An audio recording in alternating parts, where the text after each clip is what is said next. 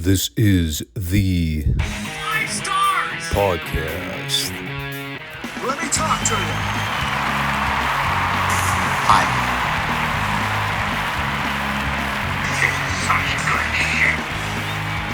So, what do you guys want to talk about?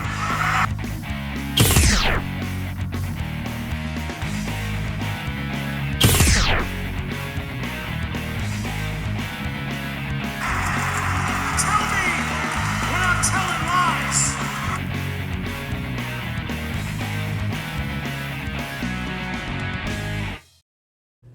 Thanks, guys. Back to you.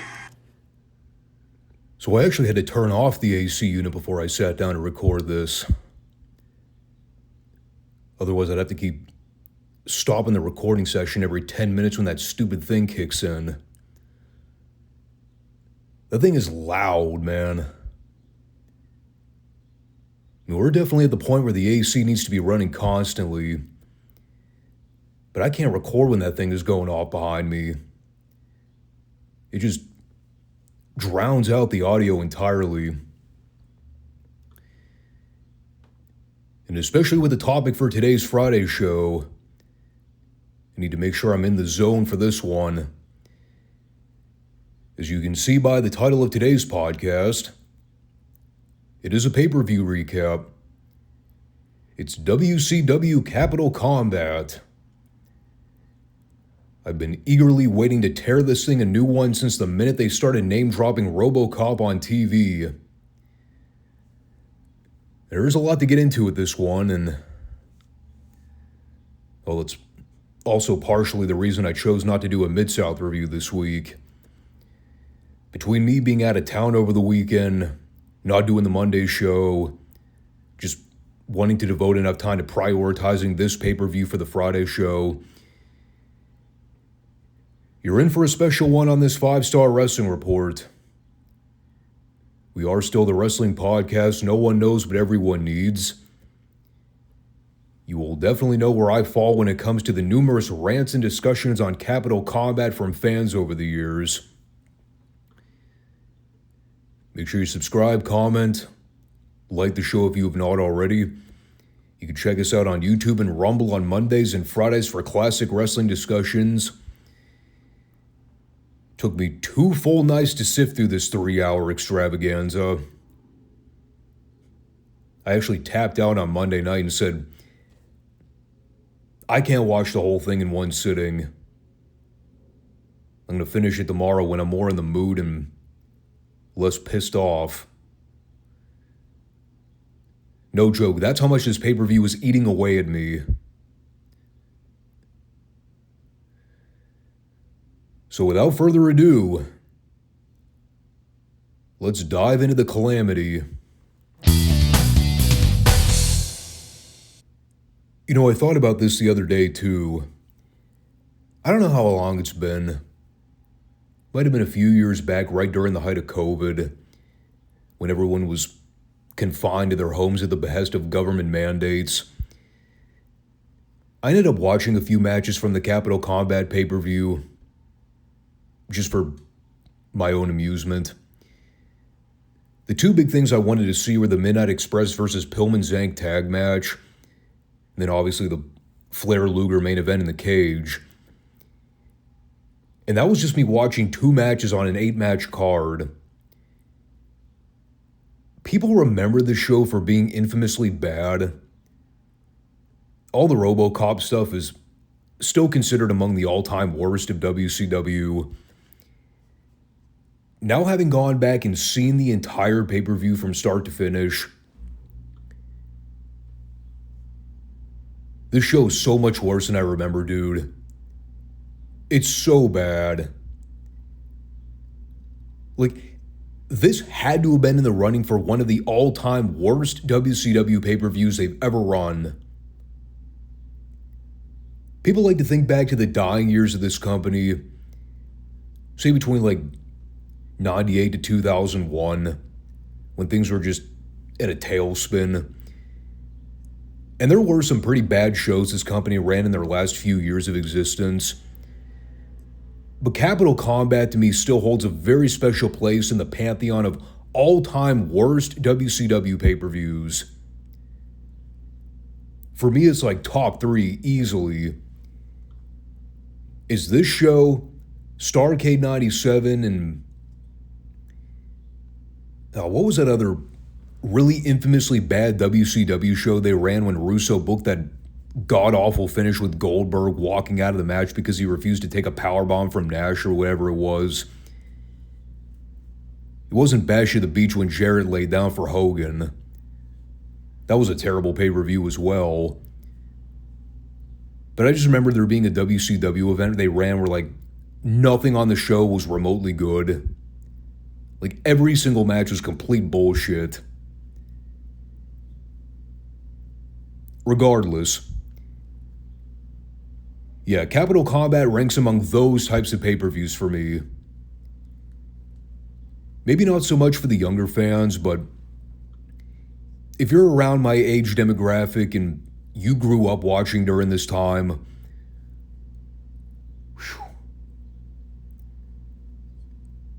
this one bit the dust hard.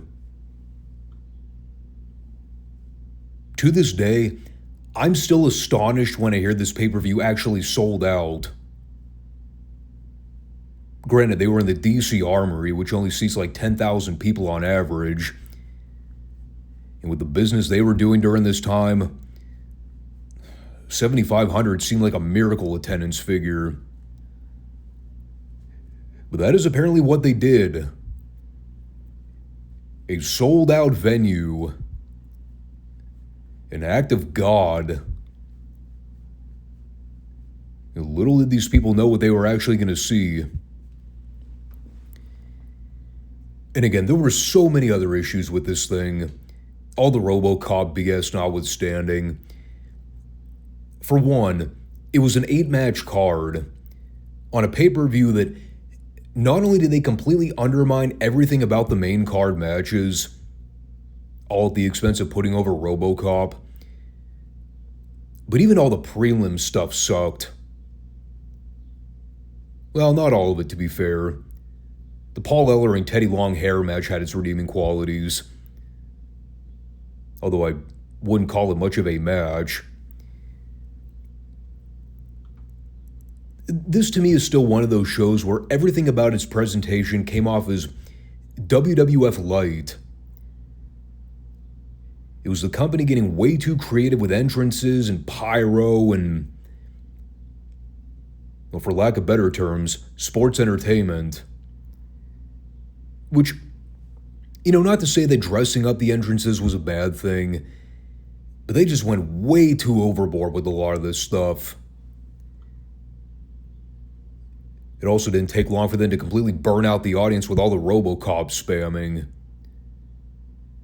Christ, if I'd have taken a shot anytime Tony Schiavone mentioned Robocop in the opening 3 minutes, I'd have died of fucking liver failure. It was just too much of beating the talking point over everybody's heads. Yes, we fucking get it. You want people to get excited about Robocop. You don't have to verbally announce his name 17 times in the opening 5 minutes of the pay-per-view.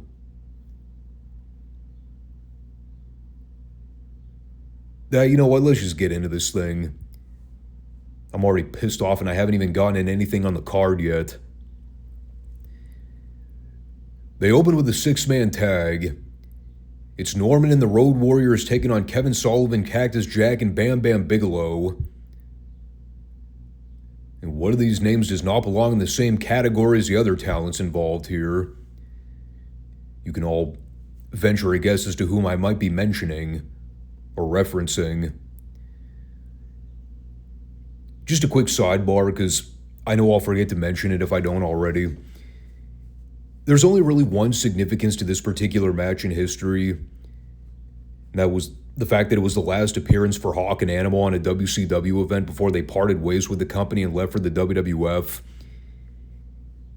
And to think, of all the classic tag team matches Hawk and Animal were involved with during their 5-year run with this company, this was their big send-off. Curtain jerk in the pay-per-view and being saddled with Norman the Lunatic as a partner. No wonder they said fuck it and left. And the coolest thing about this match was the Road Warriors coming out on motorcycles.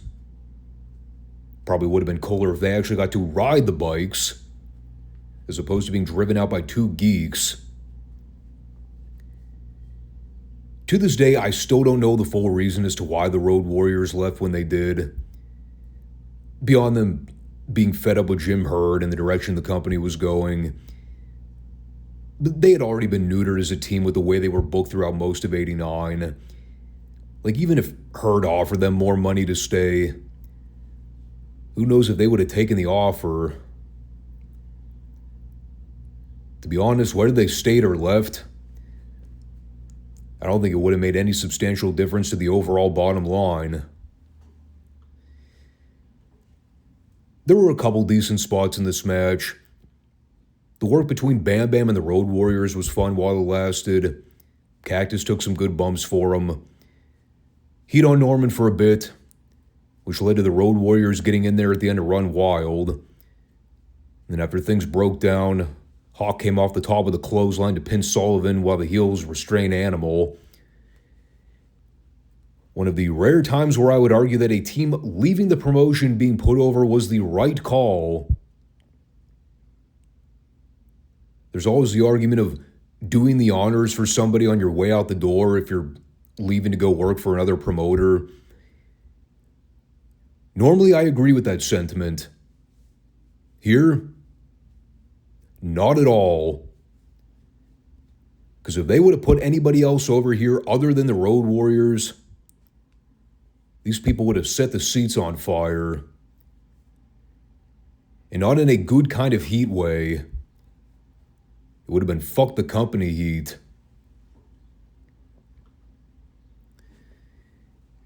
But that is that.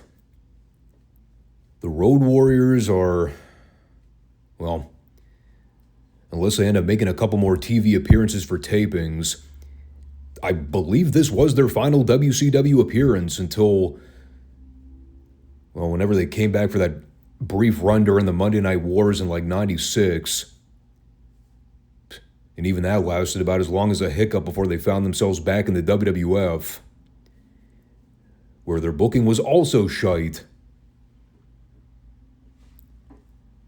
Speaking of shite, Johnny Ace wrestled Mean Mark Callis in an absolutely god-awful, hideous 10-minute snooze fest. I think a better way to phrase it would be, they took a 90-second TV squash, put it on live pay-per-view, and gave it 10 minutes and change. Why? Because they had 3 hours of pay-per-view feed to fill. And this is what they came up with. I loved how they didn't even wait for the heels from the previous match to walk to the back before they had these guys start coming out. Made even better with them announcing that Mark was supposed to be accompanied to the ring by Teddy Long.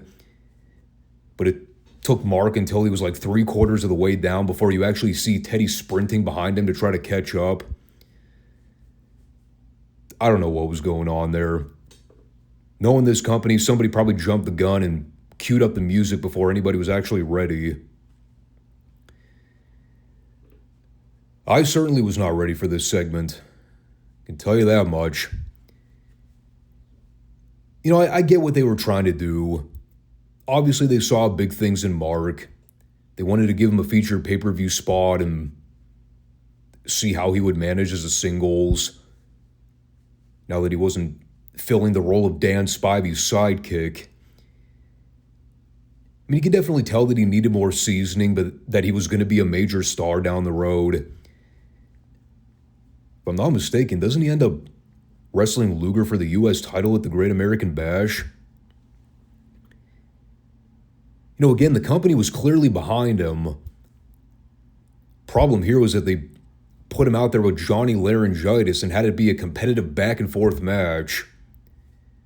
So, rather be a complete Mark Calloway feature, you still had to sell and feed for Johnny's boring ass. I want to know where the hell Shane Douglas was. Why wasn't he getting this spot? At least Shane could wrestle, and he was a much more compelling talent. Maybe he was injured.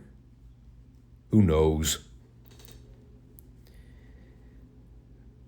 So they had this incredibly lame match that nobody cared about. And that was the other problem too.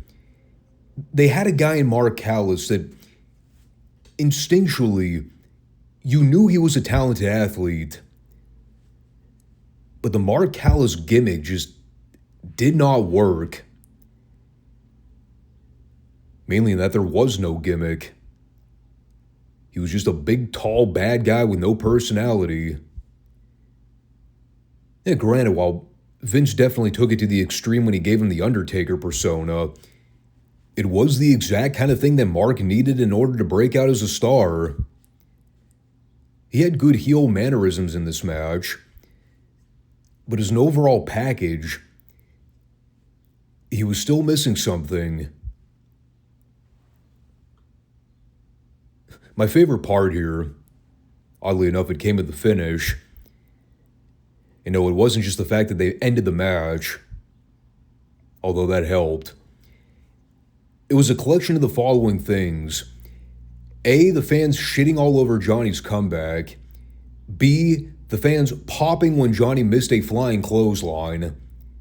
C, the fans rallying behind Mark to see him put away Johnny because they hated him so much. And Mark did do a good flying elbow drop for the pin. Bearing in mind that Johnny was supposed to be the babyface in this match, that's what made it all hilarious. So in other words, 30 seconds of this match were worthwhile. The other 9 minutes and 30 seconds can go piss up a rope. And again, I will throw in the caveat. The Undertaker is my all-time favorite gimmick and wrestler. Love the man behind the gimmick. A truly special, one-of-a-kind talent. Nobody else could have ever pulled that off. But I think we can all agree, Mark included, the Mean Mark Callis experiment just never worked out. It was like they had a talent, but never figured out how to truly capitalize on his potential. So then we had a pair of interview segments. Well, one was an interview segment. The other was Gordon Solly standing outside Sting's alleged locker room talking about how stoked the little Stingers are to see him return. Would have been better if somebody wasn't blasting a goddamn air horn in the venue through the entire segment. Maybe I would have been able to hear more than 5 sentences from him. The rock and roll interview was fine, though. Robert actually cut a halfway decent promo for a change, which, for him, that's a compliment. They talked about their country whipping match with the Freebirds later on and hyped up Sting's return. Basically told the Horsemen that they were getting a receipt coming their way after what they did to Sting in Corpus Christi. Which, by the way, that is amazing to think about. That Corpus Christi show, what was that, February of this year? We're still referencing that show. That's how long Sting's been out with the ACL tear.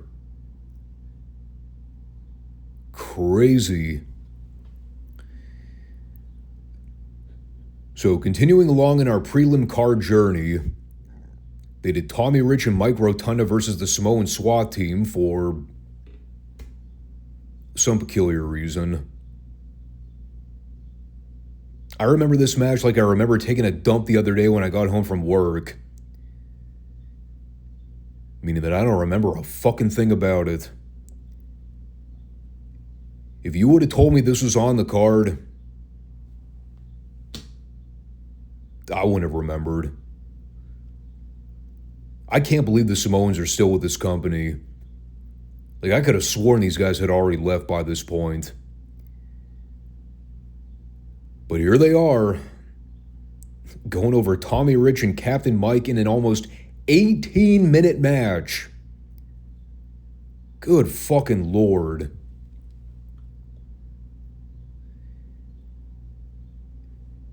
It was announced at the beginning that El Gigante had signed a contract with this company. That did not perk me up hearing that announcement.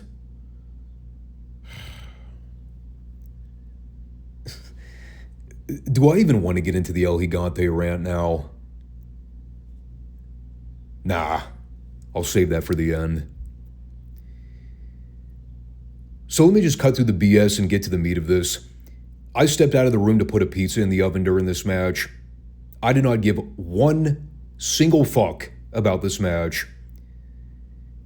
Came back and saw Rotunda and Rich exchanging arm ringers on one of the Samoans. The heat on Rotunda lasted anywhere from 6 hours to 4 days, depending on how you look at it. And then after Rich finally got the hot tag and started the comeback, he got in maybe 1 or 2 shots on the Samoans. They do a spot where Rich put the Samoan Savage in the sleeper. That way Fatu could come off the top and chop him from behind. And the Savage fell on top of him and got the pin.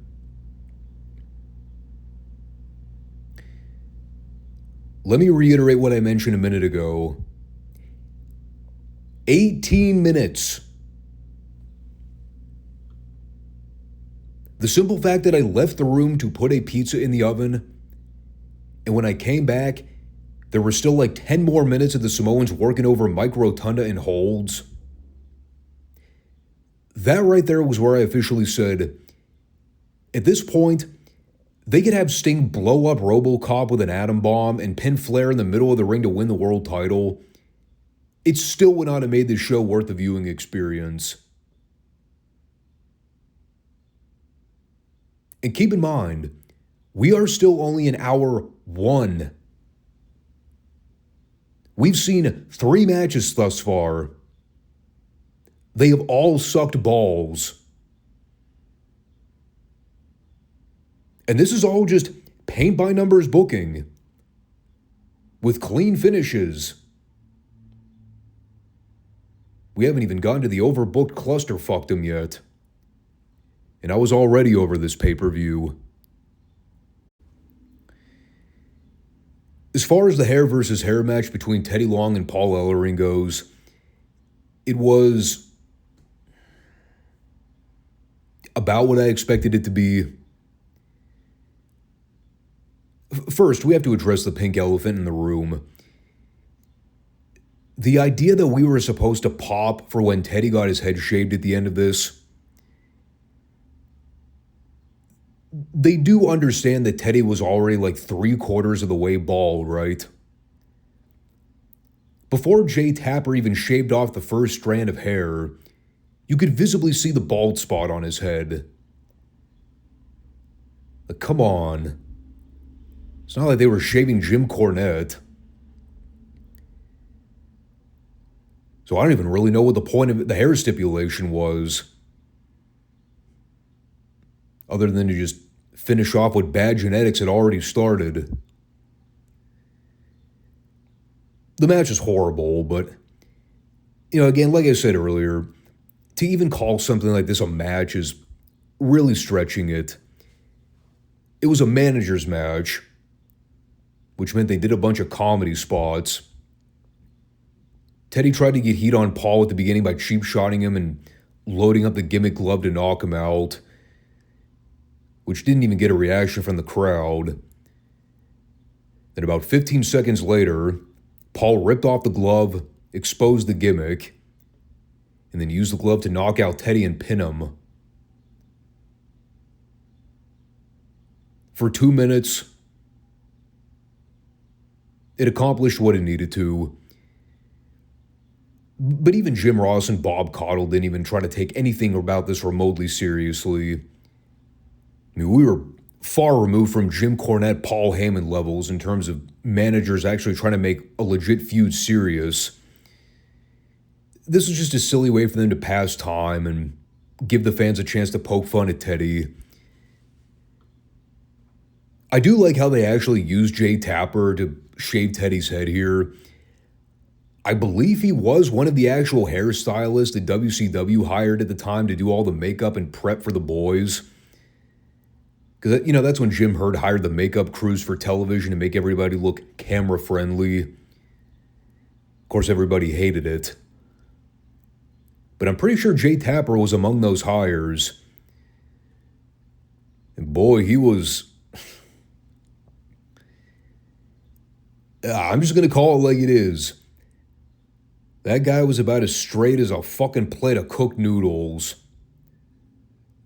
The minute he came out linking arms with Missy Hyatt, my first thought was, oh, this guy absolutely rides dick all day long. Not that there's anything wrong with that, just pointing out the obvious.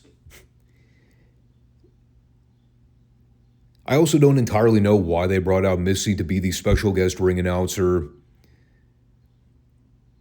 Then again, I don't know why they did half the shit they did on this pay-per-view. See, the sad part is, up to this point, the hair match was probably the most exciting thing we've seen. Aside from the Road Warriors pop in the first match, this is the liveliest the fans had been for anything else up to this point.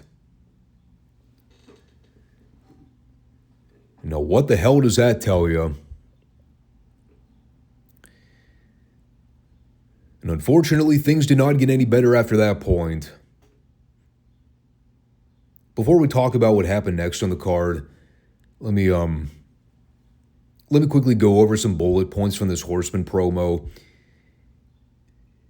And this actually all centers around a pretty scary situation with Luger's health in the last week. Now, at first, I thought they were working some kind of storyline injury with Luger coming into this pay-per-view with a bad knee. Come to find out, and unless this has been disputed over time, I have no reason to doubt this wasn't true.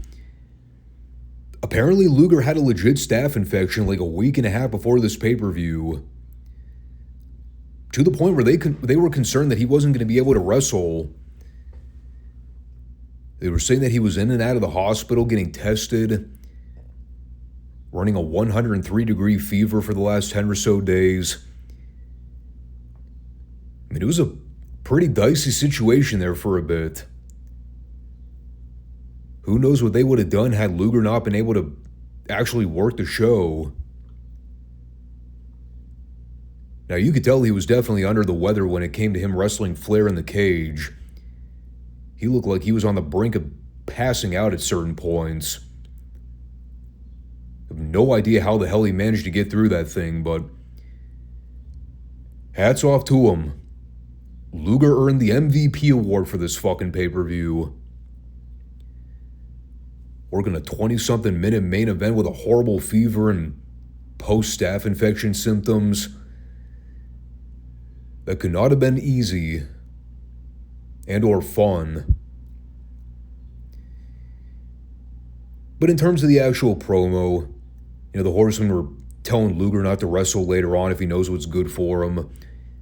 Elsewise, the Horsemen would finish him off.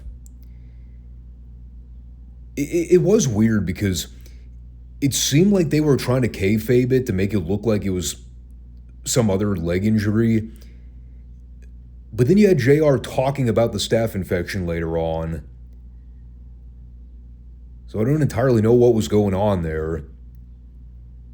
Like, if you were going to bring it up, why even work any kind of injury at all? Just talk about the staph infection here.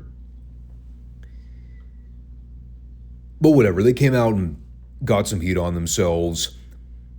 Ole vowed that if Luger dared to step in the ring later on, they would see it fit that his career is finished off.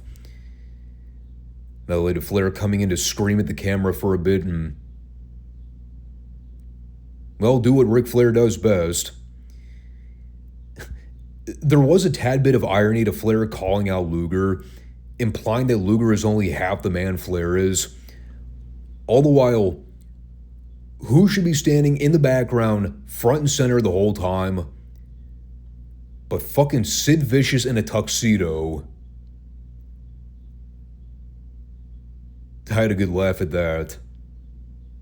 Flair dropping that line right as Sid Vicious is in the background.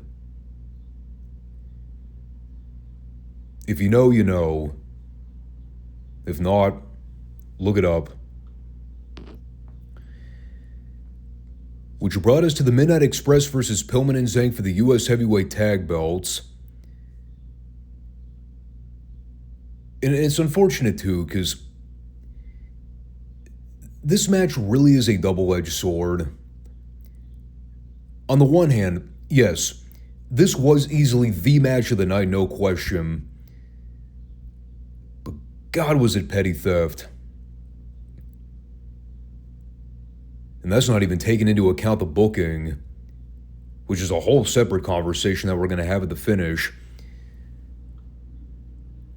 I always love going back and watching the Midnight's entrance for this thing because you can 100% tell that none of them wanted to be in DC for this match. Despite the fact that they were even booked to go over. Like, I've seen enough Midnight Express matches during my time to know when they are in full clock-in, clock-out mode. With Stan in particular, it's easy to tell. These guys were so over it. Now, that being said, they still worked like professionals. They weren't phoning anything in. Again, I don't want to take away from the talent involved. I still to this day question the decision of Bobby and Stan settling on flesh-colored ring trunks for this match. It was not a great color scheme. I mean, I loved Bobby Eaton, but let's be blunt. Tanning was not necessarily his thing. If you're going to wear brighter colored gear that resembles skin tones, you should at the very least go out of your way to make your body look darker. I'm sure most people remember the stipulation for this thing, especially if you're a Midnight Express mark such as myself. The stipulation was that Corny had to be confined to a shark cage at ringside to prevent interference. And I had actually forgotten about one of the stories he's told when it came to the whole cage fiasco here until I went back and saw this all again. Obviously, they had the big angle planned for Sting and Robocop. Without directly spoiling what happens, they had to gimmick the bars of the cage in order to execute the payoff, which meant that Cornette had to basically stand inside this cage like a British military soldier for 15 minutes. Couldn't rattle the bars, couldn't shake the cage, because if he did, he would have wound up ruining what they had planned for Robocop. So poor Cornette's in this cage showing next to zero emotion while his boys are getting their asses kicked for the first half of this match. It just looked so awkward. As I mentioned a minute ago, this was easily the best match on the card. Would I categorize it as a Midnight Express classic? Probably not. I mean, if I'm going to recommend a Midnight Express match to anybody, I could pick like 8 other matches above this one without even having to think. It was still a really solid tag team outing.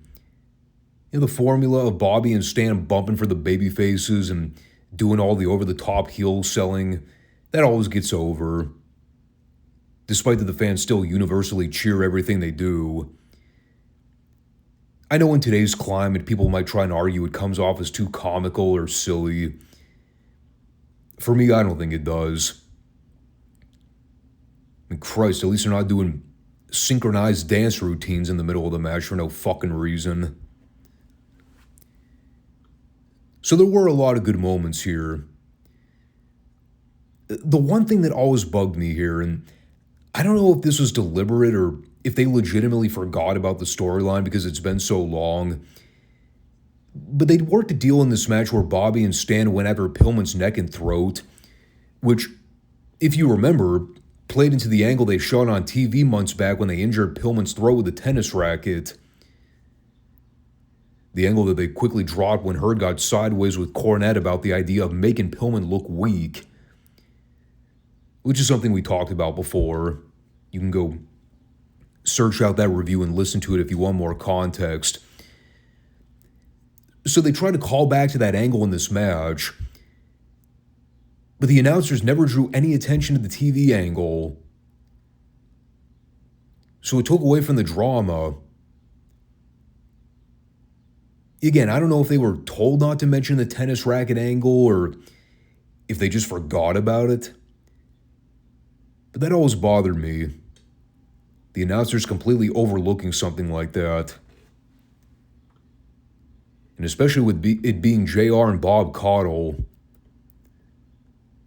I'm thinking they were told not to bring it up. There was also a really nasty spot here. And this is something even I had neglected until I went back and saw this match in full a few years ago. Bobby Eaton goes to give the flying elbow drop to Pillman. And we've seen beautiful Bobby do I don't know how many high-risk elbow and leg drops throughout his career. I can count on one hand the amount of times I ever saw him potato or injure somebody doing a high-risk spot. I mean, Bobby Eaton was the guy with the reputation for being one of the safest workers in the business. Tonight was one of those rare Bobby Eaton misfires. And I honestly don't know what went wrong here. Pillman being a little out of position. Bobby just mistiming the elbow drop on the way down. But you see on camera, Eaton comes down and he drives the point of his elbow and his hip directly into Pillman's fucking forehead. And like you knew immediately, the second Bobby landed on Pillman's head, he was fucked up. Like Bobby's laying there trying to talk to him, asking if he's all right. They end up doing a series of pin attempts where Bobby goes to pin Bryan's shoulders down. But like he was so out of it, Bryan couldn't even lift his shoulder up by himself. So you can see Bobby raising his shoulder up just to try to buy more time. And it took a good 3 or 4 minutes for him to regain his composure and get back into the flow of things. Credit to Bobby and Stan, though. They didn't panic. They slowed everything down. Didn't do anything to rattle the situation.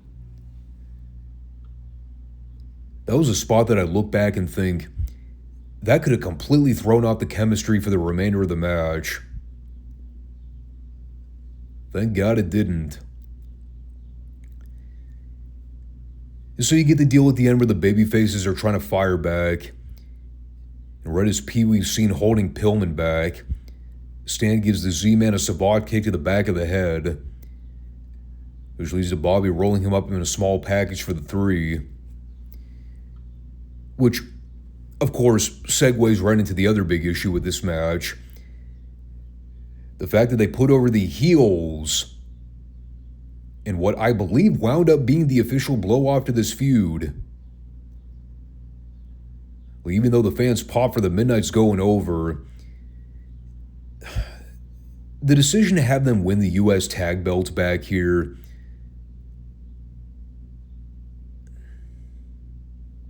I don't even know what to say. You know, especially when you consider that they've already beaten these guys like red-headed stepchildren. Not just through the majority of this feud, but the majority of 1990 period. Like, the Midnights could not beat anybody. All of a sudden, for literally no other reason than, I think, just to throw them a bone, they had the Midnights beat the champions in the blow-off to a feud that they were already getting destroyed in to begin with. It made no sense at the time, still makes no sense to this day. But then again, that's WCW booking in 1990. They literally said they could just drop the belts to the Steiners in like a month and a half. I don't get it. Again, good match. Never gonna bury a Midnight Express match, regardless of how bad the booking might be. But I just think back to this entire feud from the moment it started, and I always wonder how much better it could have been had they actually prioritized it and made it one of the focal storylines on TV, instead of just sweeping it under the rug and treating it like an underneath feud that nobody cared about. On the topic of things that need to be swept under the rug, let's talk about the big angle that this pay-per-view is most infamously renowned for. You've all been waiting for it. Now it's time to talk about it. And you know,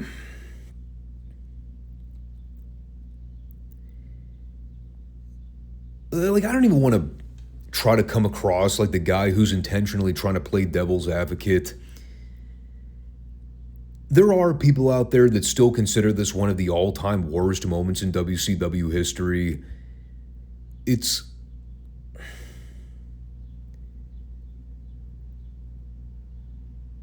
I'm certainly not going to come out and defend it. It was stupid. It was silly.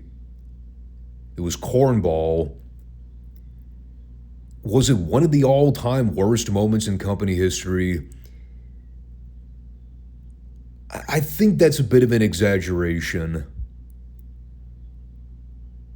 When I think of all-time bad moments in wrestling, I'm always inclined to think of damaging moments that either, cost the company boatloads of money or severely hurt a guy's reputation.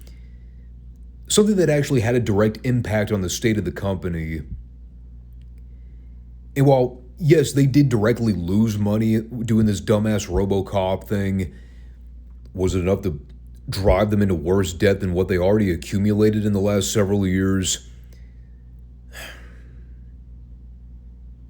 I don't think so. The thing people might forget about, this whole Robocop angle with him coming out to rescue Sting from the cage after the Horsemen locked him inside it. The whole thing only lasted like 2 minutes. Literally, here's everything that went down. Sting came out to high-five some fans. They introduced Robocop shortly thereafter. While he was making his slow, dramatic walk down the aisleway, the Horseman jumped Sting from behind, locked him in the shark cage. Then Robocop came down, bent the front bars of the cage, ripped the door off, and then they chased the Horseman away.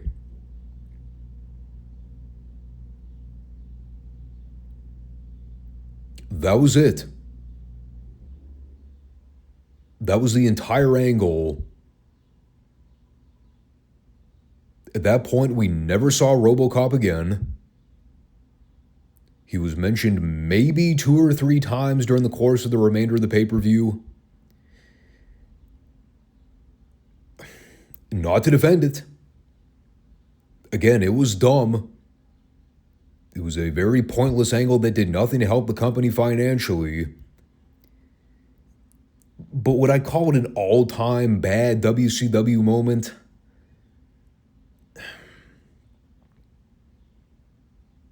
I mean, you can certainly make the case that it was. I'm not going to disown you for thinking such. I can name things that were easily more damaging. But I would still say it was more idiotic than harmful. It was quintessential WCW booking for the early 90s. That is for sure.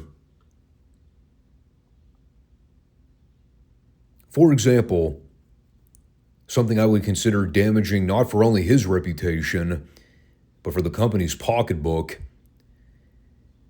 Bringing back the Junkyard Dog. Again. That was, well, quite literally, no pun intended, a boneheaded business decision. And look, I like JYD. I've covered many of his matches in Mid-South during the course of our review series over the last few years. I've put him over. I've talked about his contributions to the business. But I have also been very outspoken about anything JYD post-1984. He was not necessarily in the best mental and or physical shape. The last time we saw a Dog on TV, his matches were so bad he was mainly confined to tag team roles. And even in those cases, he barely did anything. Mainly because he couldn't really do anything. They'd quietly let him go sometime in '89. And I guess because Ole had an affinity for trying to rekindle the fire that was pro wrestling in fucking 1979. Oh, they brought back the Dog here. Apparently thinking that they were going to get that version of JYD. And albeit, he could still talk his ass off. Yes, he still had the JYD fire. But eventually we all had to see him without a shirt on. And that was where the buck stopped, unfortunately. I'm trying to remember, doesn't he end up wrestling Flair on a clash coming up for the world title? Was that the one in Charleston that went like 8 minutes and change and was so bad they quickly moved the Dog out of the main event picture and relegated him back to mid-card status?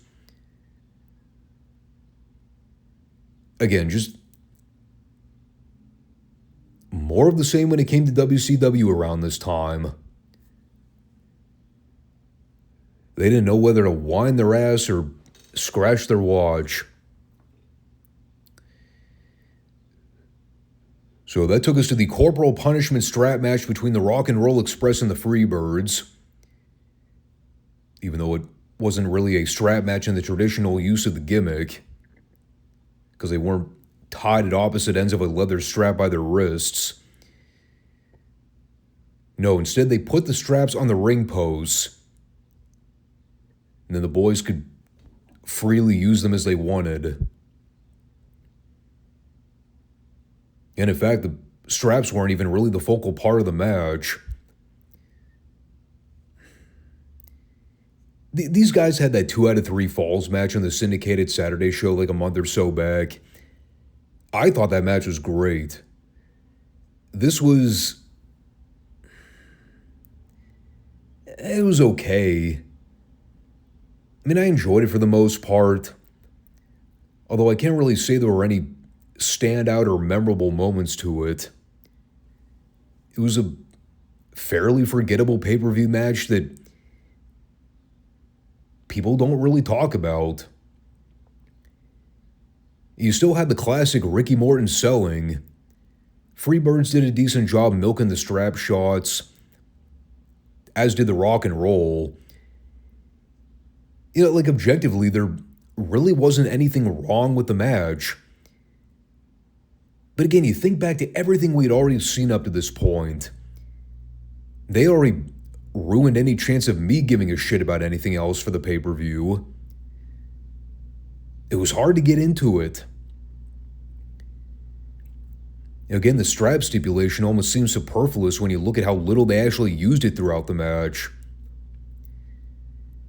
The finish was a tad clunky, even though I appreciated what they were going for.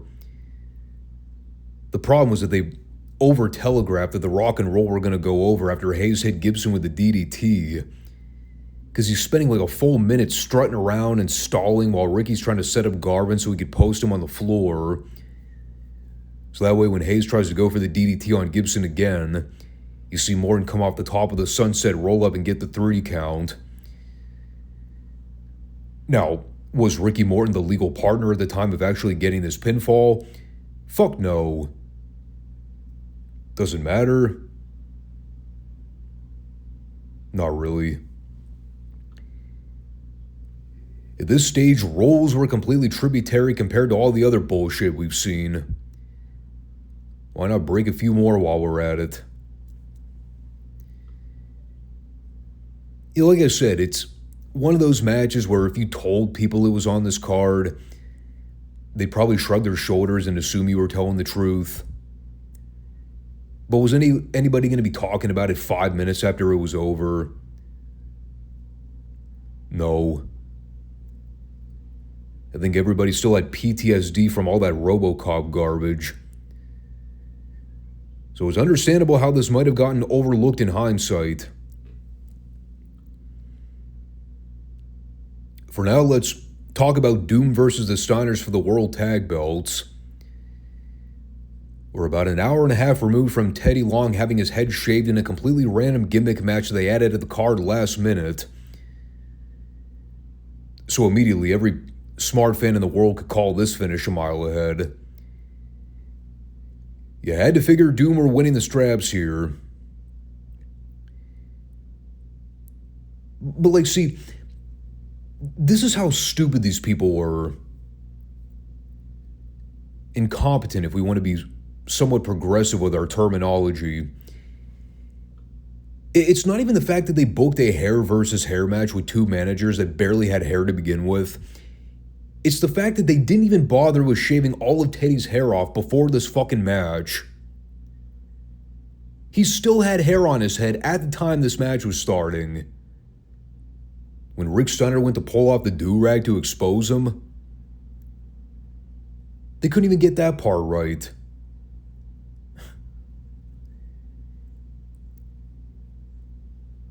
So this is one of those matches, like even when you take into account everything with Sugar Ray Long, what was them obviously using the hair thing from earlier to get some heat back on the heels when they ended up going over.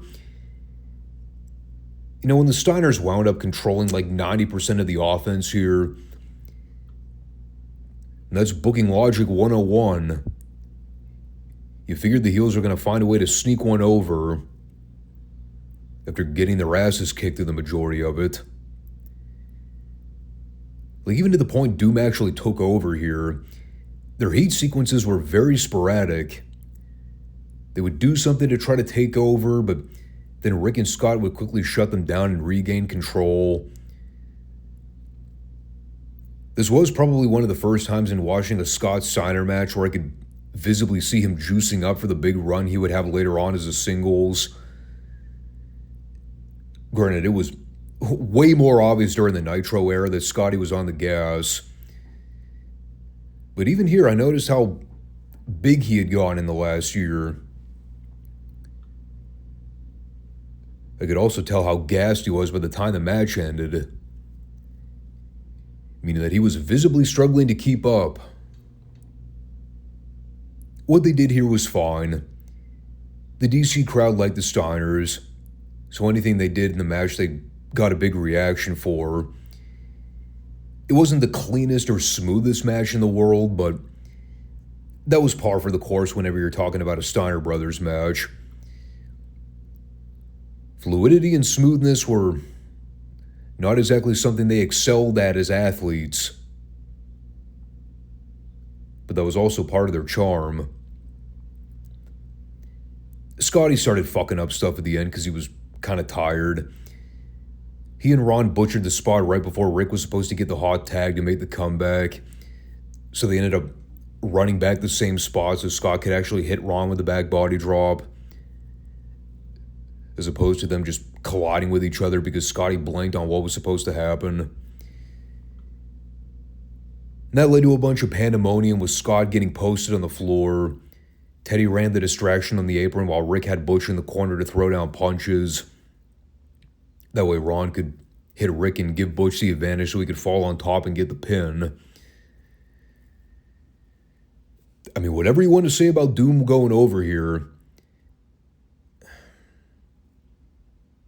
at this point, I don't think it really mattered who held either sets of tag straps. Looking back, though, and this is something I think a lot of people might not remember unless you were a super hardcore WCW fan around this time. Rick and Scott had been World Tag Team Champions dating all the way back to, God, what was it, November of '88? It might not seem like a long time, but especially for this time period, going 6 months with the tag belts,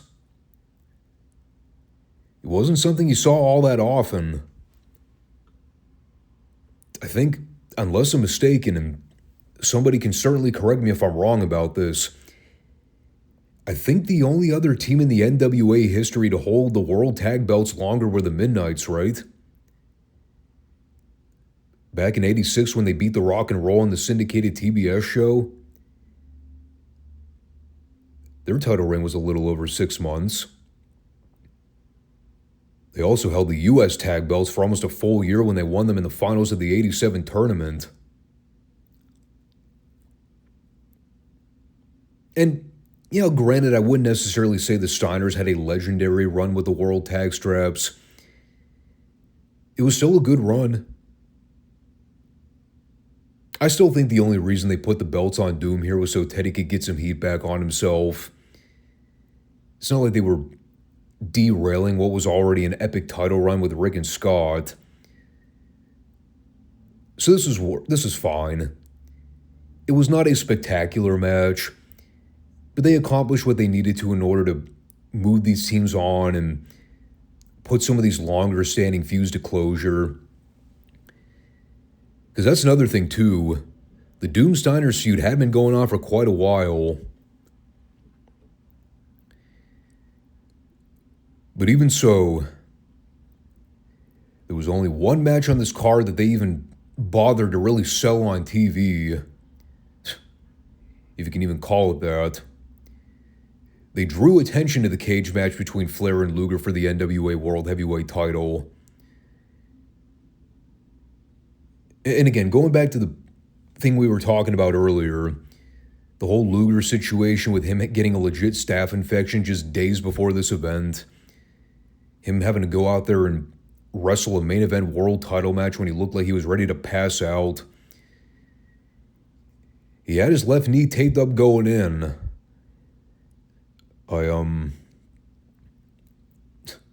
Not exactly sure how healthy he was to actually be out there working. Protocol was much different around this time. I'm sure if the same standards applied with how they do things now, taking extra caution when guys and girls are legitimately hurt, like guaranteed they would have pulled Luger from this match without even hesitating. Again though, gotta give him his props. You could tell he was at way less than 100%, but he still went out there and did the best he could. Now, it was a cage match, but it was an NWA-style cage match where they still had room outside the ring to work if they wanted to. It's basically the same gimmick style that Cornette ripped off when he pitched the Hell in a Cell concept to Vince in '97. There was no door on the cage, obviously. The one thing I kept scratching my head at was why the hell they let women stand outside the ring the whole time. Not outside the ring as in outside of the cage. No, she was literally in the cage. They just let her hang around ringside while these two grown male athletes were throwing each other around in this cage left and right. Just trying to work around this 95-pound petite woman at ringside. No biggie. Talk about an oversight. Let's book a cage match to deliberately prevent Horseman interference.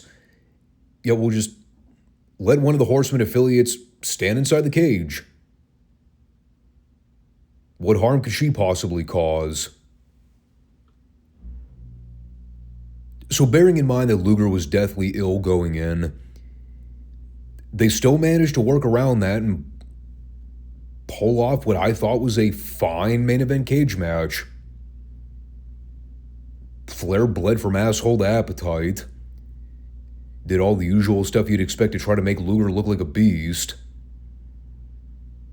You know, except for the part of him actually putting him over for the world title and just letting him have that run for a brief window. What probably should have happened at Wrestle War looking back, but I've also beaten that talking point to death.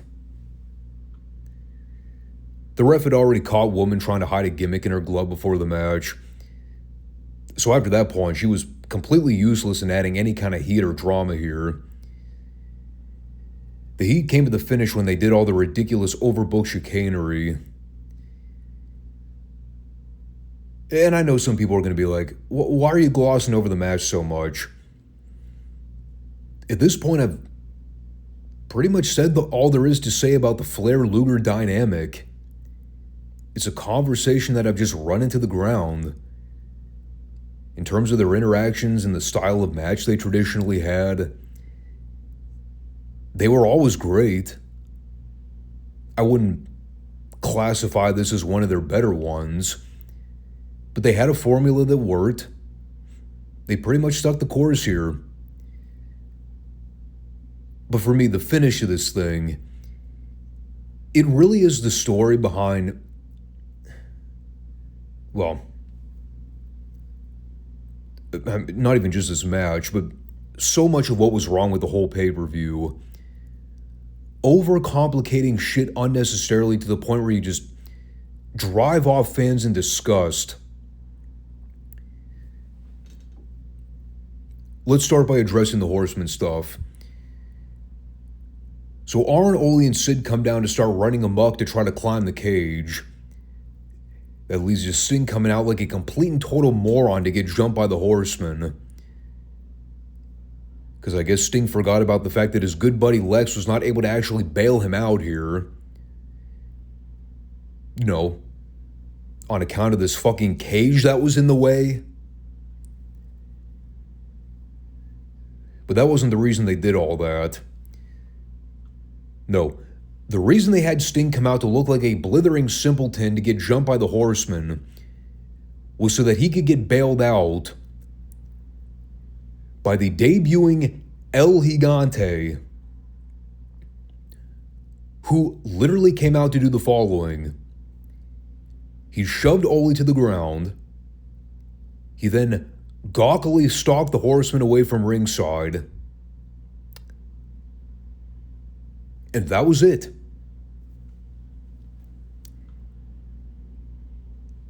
Yes, that is how they debuted El Gigante in WCW.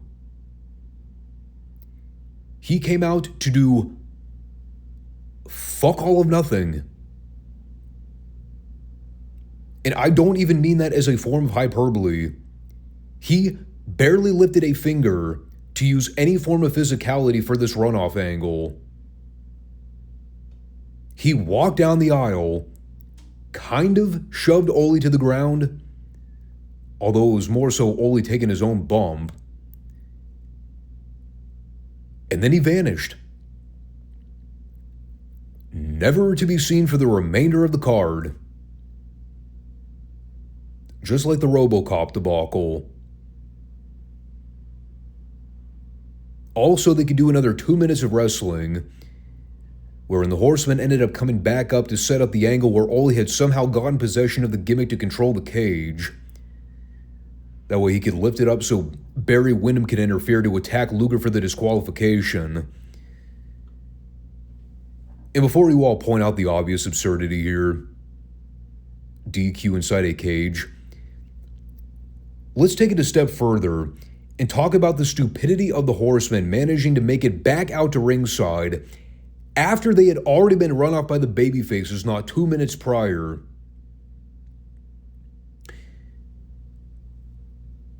Where the fuck did Sting and El Gigante go? They chased the heels off through the crowd. And then they just vanished from the ether. But, like, I'm serious. I legitimately want to know where the hell the babyfaces disappeared to after they ran the heels off. Because they very easily could have prevented this bumbled mess of a Horseman run if they'd have just stayed at ringside. But no, they left, which allowed for the Horsemen to jump Luger in the cage, while nobody came out to help. Well, that's not entirely true. Sting did eventually come back out to help, to save Luger from this ass beating. About 15 minutes too late. By that point, the damage had already been done.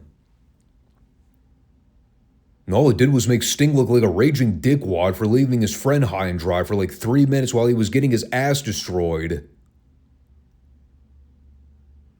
Because this afterbirth went on for a very long time.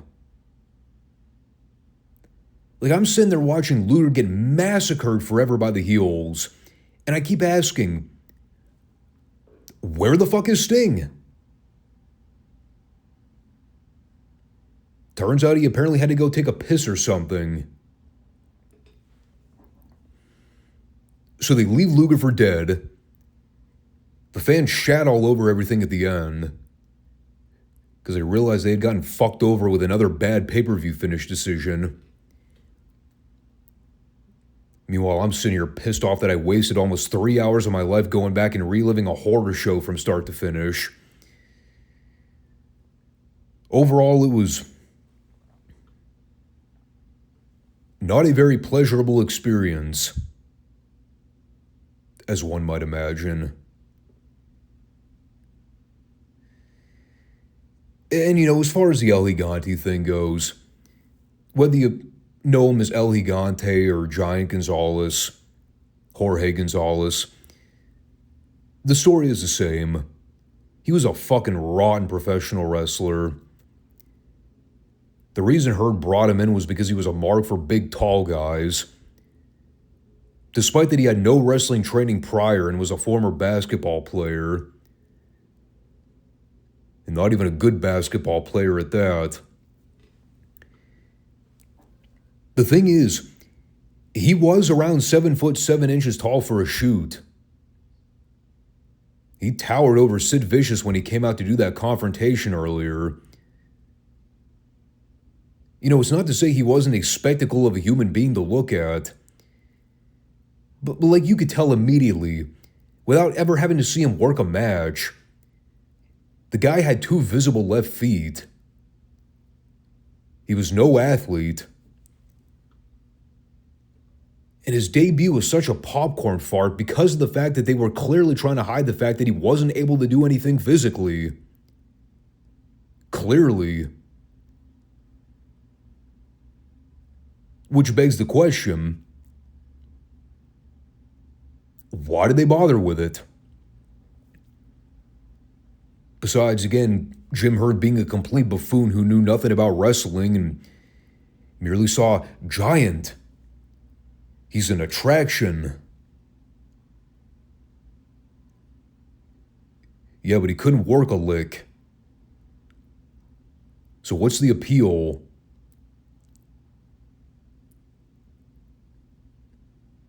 And you'll be shocked to learn the El Gigante experiment was also a complete epic and utter failure.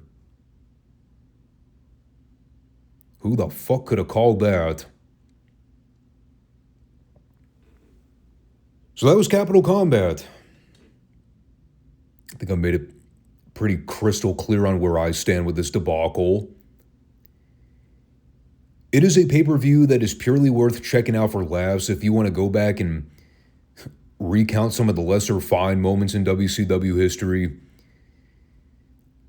I think this whole event encapsulates so much of what was wrong with not just WCW, but professional wrestling as a whole. The thing is, I grew up seeing a lot of this live as a fan when it happened. At the same time, I was also watching older tapes that my brothers recorded. Going back to a lot of those old syndicated TBS shows from like 86 and 87. Because I still had possession of a lot of those VHSs. I don't think I was really old enough yet to understand just how bad wrestling was around this particular time. I was so immersed in the larger-than-life personas and just the phenomenon of what pro wrestling was between the ages of like 4 and 5. Those are a lot of where my earlier memories come in. So I guess my perspective was a little bit skewed because I was young and naive. I've never asked my brothers what they thought of Capital Combat when it first happened. It's not really a pay-per-view event that I've reminisced about personally. But especially knowing what I do now, the state of how terrible things were with WCW in the spring of '90, the out-of-control nature of the product and how fucked up things were in the office. I can tell you now, dude, those rose-colored glasses are far gone. The spectacle of the larger-than-life characters is completely removed from the equation here. This, by all accounts, was an objectively bad show. Maybe not the worst. Certainly not one that a proud wrestling fan would boast about with friends. The lasting impression I have of this event can basically be summed up with the following. A pay-per-view that they billed as the return of Robocop literally is a shameless sponsor plug for a god-awful movie that nobody in their right mind gave a flying fuck about, including the people who bought this pay-per-view. All of that hype, all of the conversation surrounding Robocop, for a fucking 2-minute angle where he shows up, rips the cage door off to rescue Sting, never to be seen or spoken of again.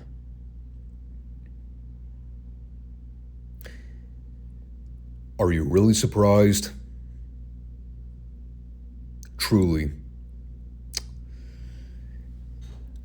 I think not. So my voice is completely shot, as you could probably tell already. That was a long one. I spent quite the time giving this a reaming. Was it worth it? I don't know. The viewership numbers on YouTube and Rumble will tell in the future. But that'll sum it up for this one. I'm going to get out of here. We will be back for a Monday show with Retro Raw. Thanks everybody for tuning into this epic rant. Let me know what your thoughts are on Capital Combat. Do you think it is one of the all-time worst pay-per-views the company ever ran? Chime in with your thoughts. I'd love to hear it. But I'll talk to you guys soon. Thanks for watching and take care. Peace out.